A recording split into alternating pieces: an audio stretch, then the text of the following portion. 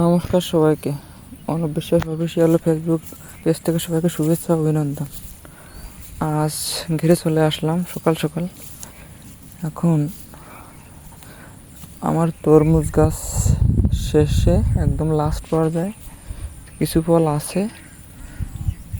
এখন ভাবছি গোলা দিব গাছে, দেখানোর চেষ্টা করছি আমার তরমুজ গাছে কীরকম ফল আছে কি না আছে আপনাদের।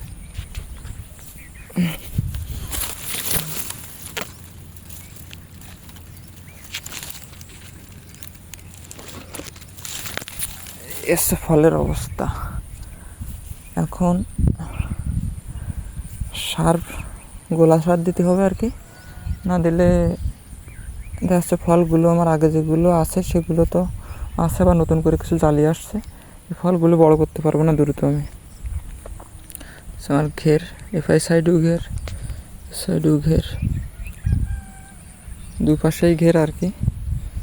এখন সারে আমি 4 রকম সার ব্যবহার করছি। গোড়ায় দিব আর কি, তরমুজ গাছের গোড়ায় দিব আর কি। এখন সারগুলো আপনাদের দেখানোর চেষ্টা করব। এখানে আছে আপনার ড্রাম, ম্যাগ, ইউরিয়া, আর ওর তলায় আছে ঢ্যাপ সার, আর আছে আপনার খোল ভিজানো। ওই যে বাবা খোল নিয়ে আসছে, এগুলো একসাথে মিশিয়ে গাছের গোড়ায় দিব আর কি, একটা নির্দিষ্ট পরিমাণ অনুযায়ী এটার সাথে পানি মিশিয়ে।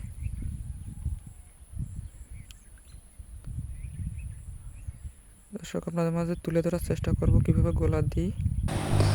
এখানে আমি সাধারণত আমার 700 তরমুজ গাছের জন্য যে পরিমাণে সার ব্যবহার করছি সেটা হলো আপনার এই খোল নিয়েছিলাম, সরিষার খোল যেটা বলি, বাজারে কিনতে পাওয়া যায়। ওইটা আপনার 7 কেজির মতন খোল ছিল আমার। 7 কেজি খোল ভিজানো ছিল 2 দিন আগে থেকে আর কি। তারপর এখানে আপনার 10 কেজি প্লাস ইউরিয়া সার আছে, আর আছে আপনার 10 KG plus sulphur Bangla Mac. এখানে আপনার 12 কেজির মতন আছে ঢ্যাপ সার। একসাথে মিক্সড করে, সুন্দরভাবে মিক্সড করে আপনার এখানে পানি দিতে হবে, নির্দিষ্ট পরিমাণে পানি দিয়ে গাছের গোড়ায় সমানভাবে দিয়ে দিতে হবে, যাতে করে গাছের বেশি গোড়ায় দিলে হয় কি গাছ মারা যাওয়ার সম্ভাবনা থাকে। আপনারা অবশ্যই গাছ থেকে 4 থেকে 5 ইঞ্চি দূর করে দিবেন, তাহলে গাছ মারা যাওয়ার সম্ভাবনা থাকবে না, আর গাছ সুন্দরভাবে খাবার সার যেটাই বলেন গ্রহণ করতে পারবে। এতে করে গাছের গ্রোথ খুব ভালো আসবে, গাছে ফুল ফল খুব তাড়াতাড়ি আসবে। খৈলটা গাছের জন্য খুব উপকারী আর কি, আমি ব্যবহার করে থাকি। আপনারা এভাবে সার দিলে রেজাল্ট নিজেরাই বুঝতে পারবেন।